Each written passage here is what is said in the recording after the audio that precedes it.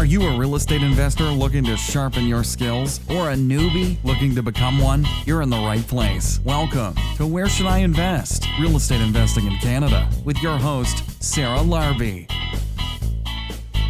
Now, what if, for example, now I've got my investment company club up here, Smart Home Choice. Sarah's part of the Right Club, and we decide, okay, you know what, we're going to expand into the U.S.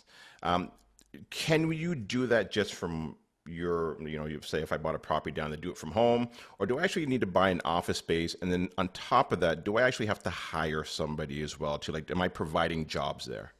No, there are some programs, and that's what I mean by the broadness of it. There are definitely some programs that will involve around actually getting an office space and how many people you hire and what jobs you create. But for the E1 and the E2 that I described, there's really nothing.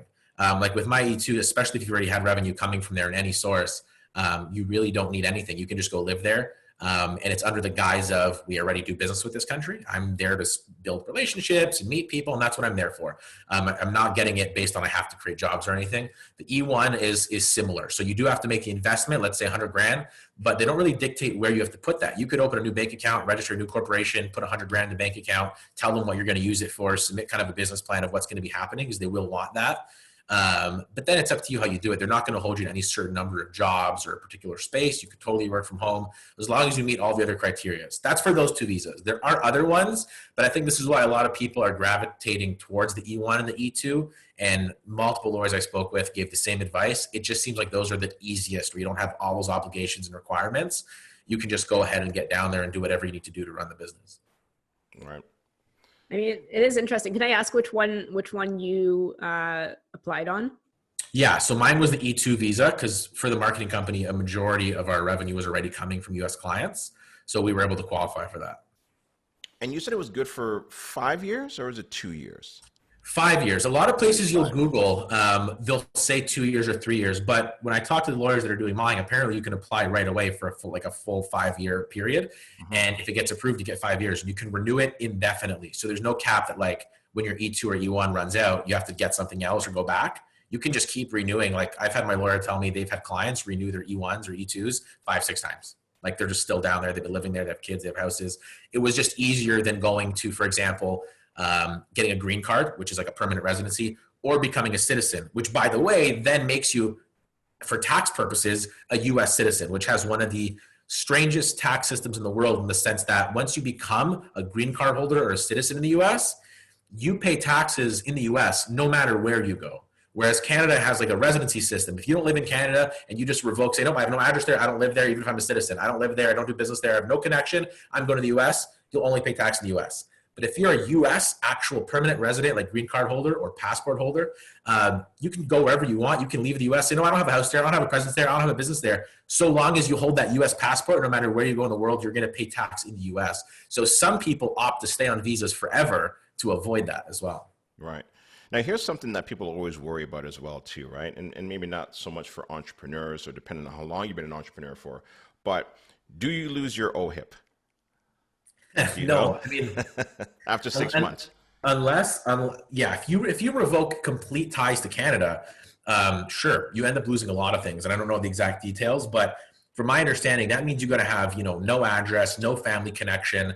You sever all tax-paying relationships and everything. Yeah, after a period of time, you're not going to be inputting. You're going to lose that coverage. But I'm pretty sure there's a way that if you come back in or you maintain, I've heard of guys. Changing their address to a family member's house, or saying they still live here and they're coming back in a few months, or they're paying minimal taxes on some arbitrary thing they set up just to show a presence, they're still in the country. Right. Seems to be fine. That's definitely something you're going to want to talk to the lawyer about, though, and the accountant. Just out of curiosity, because you're not a lawyer, you're not an accountant, but you have a ton of information on this. How do you know so much about moving to the US? I mean, I know you're doing it, but you clearly have a lot of knowledge about it. So the way I do everything is kind of when I decide to do something, I like to know everything about it. I have a hard time which is kind of to a fault. I have a hard time just saying, oh yeah, I'll hire this guy, you do it.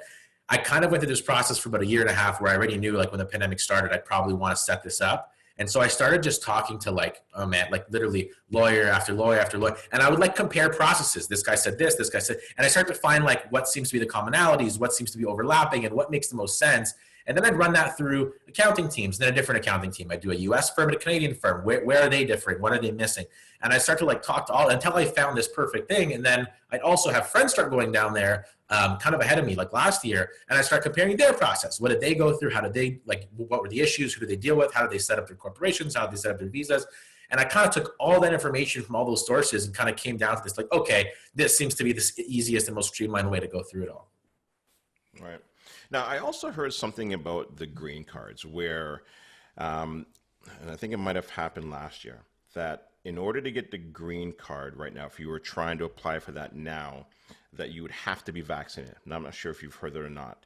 Yeah. Do you also potentially see the fact, I'm sure there's some people listening to this that are vaccinated, and there's probably people listening to it that are unvaccinated. Do you see them potentially doing this for the E1 and E2 visa as well too, where, you know, somebody who's thinking about moving to Florida or getting this at least set up and getting their business there, that this is something that they should apply for this year? Yeah, so it's already becoming a problem. That's a really good question. This is already becoming a problem if you're unvaccinated, which is something I'm going to have to deal with at this point. But what's happening is this is how they've done it. So there's a list. When it comes to immigration, there's a list where you basically have to say you agree that you have all required vaccinations to enter the country, the United States. And it lists like everything. I don't know what they are. It could be like polio and this and that. Like you'll have like 10 things on there. They've added COVID-19 vaccine to that list, which means by default, all those visa programs, residency programs that have required you to agree and say, yes, I have all my vaccines, that now includes COVID-19. So that kind of is a problem.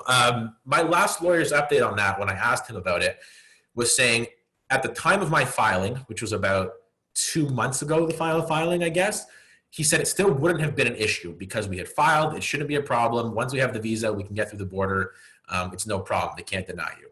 However, the news has changed since then, since I've last asked that question. So I have a feeling it is going to be an issue because they've said it is. They said if you have a visa, you have a green card, doesn't matter. If you're going to come into the country, any means, doesn't matter how or when, you're going to need that now. Now, if they enforce that, how they check that, I don't know yet. I'm going to have to figure that out. But seeing what we're seeing in Europe with all these restrictions lift, I'm kind of getting super hopeful that that's going to be the same thing here.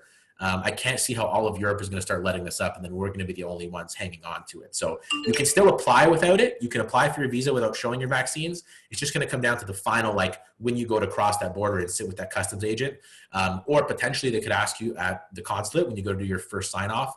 But you can still apply, you can still get the ball rolling, and then you have time. So maybe it passes, maybe you end up getting vaccinated for some reason, or maybe you find another way around it. I would say just apply anyway, and then figure it out when you get there. But yeah, it's going to be a definitely consideration. Got it. Now, I know you were talking about that 100,000, you know, you can maybe get it lowered as well too. If you're going down there with your spouse, is that a combined amount? Is that individuals? And then also too, to add to that, your spouse, do they have to be working there as well too, or that's not relevant? So for at least the ones I'm referring, so the E1 and the E2, they apply, you're basically applying personally, and you're going to qualify personally on your deal. So if it's $100,000 investment, E1, that's fine. If it's you have existing revenue, E2, that's fine. And when you get it, and automatically all those benefits will just extend to your spouse and any children up to the age of 21. They don't have to do anything special to qualify for those. So long as you get it, it will pass to them. And usually during the application, they'll get your spouse to fill out some paperwork too alongside you, which is what my wife had to do. And but it's very basic, like name information, some history, some travel information. That's about it. And then when mine comes in, she gets it. Now, she can get a social security number when she's down there, as your kids could if they were of age.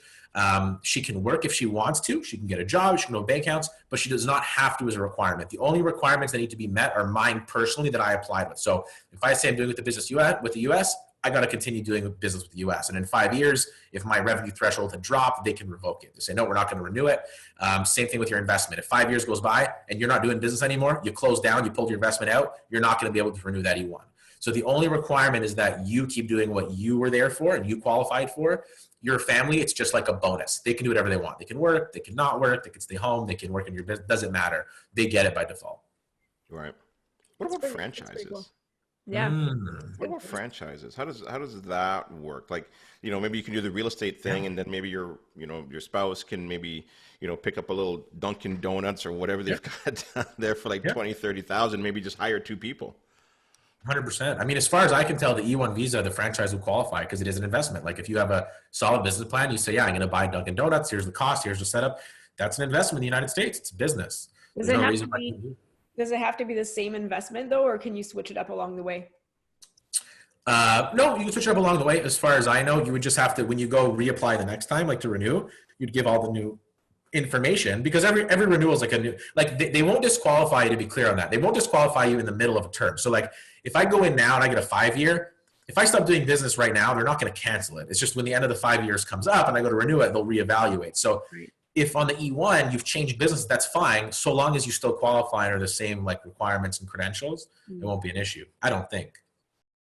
Thanks so much for listening to Where Should I Invest with your host, Sarah Larby. Make sure to listen in next time. We'll catch you on the next episode of Where Should I Invest.